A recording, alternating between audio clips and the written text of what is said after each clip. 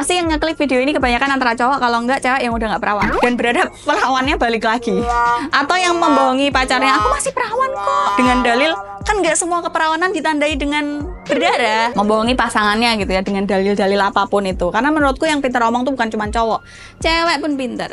Jadi hati-hati teman-teman.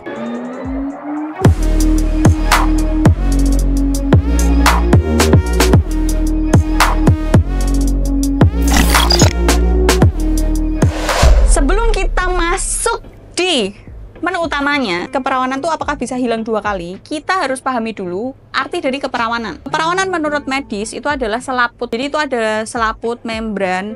Itu emang dari sononya tuh ada bolong-bolongnya. Kalau nggak bolong-bolong, kalian nggak bisa mens. Kalau di sini ada yang dokter, mohon bahasaku dikoreksi. Tapi ini bahasa yang lebih mudah. Kayak emang udah ada yang bolong-bolong. Bolong-bolongnya pun macam-macam. Kita bisa cari sendiri ya. Ada yang mungkin bolongannya lebih lebar, ada yang lebih sempit, ada yang mungkin banyak, ada yang mungkin dikit.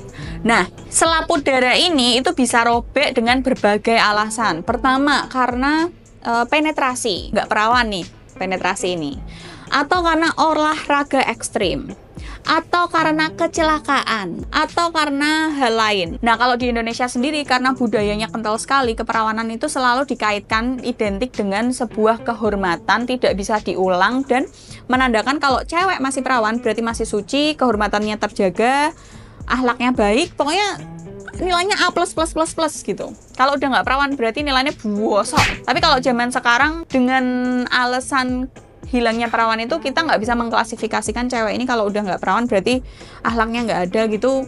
Sulit ya kalau zaman sekarang ya. Kita masuk ke intinya. Apakah bisa cewek kehilangan keperawanan 2 kali? Ini hanya mitos guys.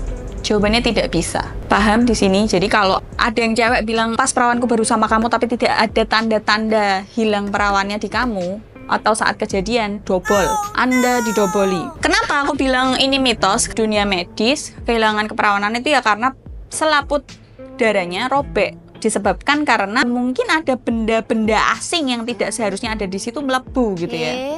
Tanpa permisi, assalamualaikum gitu, nggak ada. Udah ditutupin berlapis-lapis loh, jadi bisa melebu kan, medeni ya toh. Tapi berarti mbak kalau aku tidak pernah berhubungan badan, oh berarti aku masih perawan. Ada juga orang yang mengartikan gini teman-teman, aku belum bilang perawannya karena aku nggak pernah nge-seks, tapi aku udah pernah grepe-grepe, ciuman, dimainin dari luar, tapi nggak sampai masuk. Apakah itu masih disebut perawan? Dan konsep perawan itu bukan yang hilang terus bisa balik lagi, atau yang sudah robek terus dia merekat kembali. Enggak. Ya kalau udah robek hilang ya sudah hilang, tidak akan kembali lagi. Ya tolong anak muda yang nonton ini, keperawananmu itu hanya 1 kali seumur hidup, tidak akan terulang lagi dan tidak akan balik lagi kalau sudah hilang. Enggak kayak mantanmu yang tiba-tiba ngechat, halo apa kabar.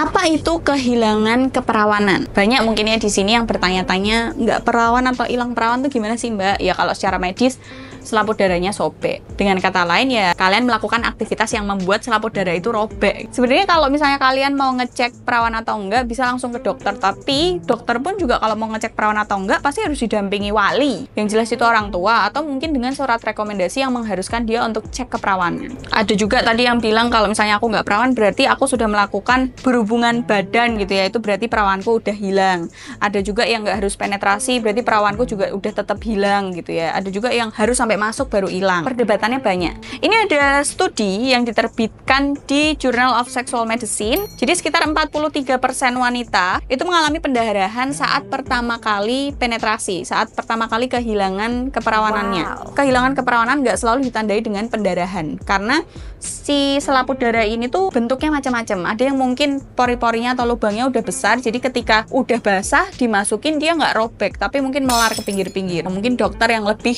pro dalam menjelaskan hal ini. Yang perlu diketahui teman-teman semua adalah perempuan itu bukan selalu tentang keperawanan. Terus berarti kalau kamu nggak perawan, kamu bukan perempuan? Enggak. Terus berarti kalau kamu nggak perawan, kamu adalah sampah? Enggak. Kecuali kamu menyampahkan diri. Keperawanan atau hilang perawan selalu dikaitkan dengan hilangnya selaput darah.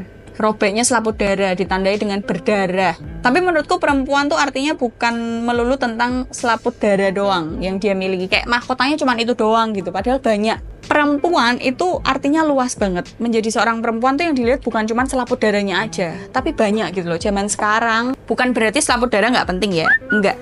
Tapi kita harus lebih menghormati kata perempuan dan selaput darah itu tadi. Perlu diingat teman-teman, keperawanan itu seringkali dikaitkan dengan budaya.